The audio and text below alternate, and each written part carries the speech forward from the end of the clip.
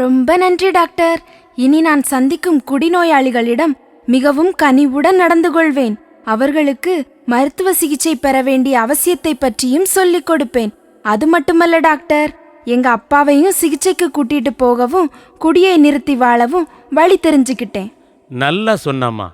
உன்னை போலவே எல்லாரும் புரிஞ்சுக்கிட்டா போதையில்லா வாழ்க்கைய வாழ்ந்துடலாம்.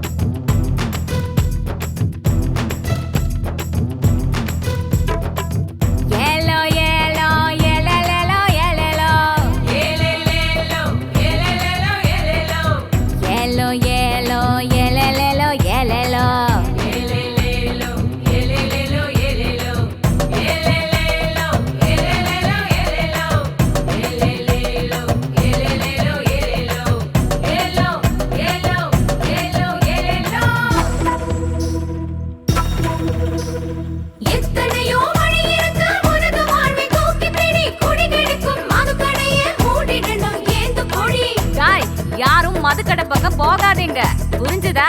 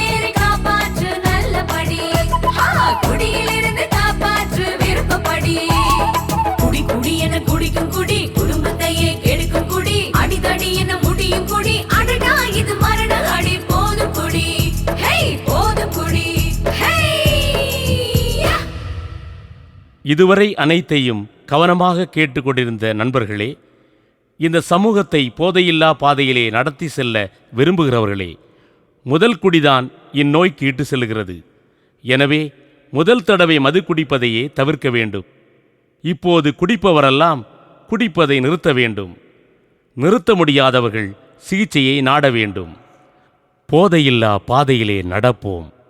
நலமான குடும்பம் அமைப்போம். வளமான உலகம் படைப்போம்.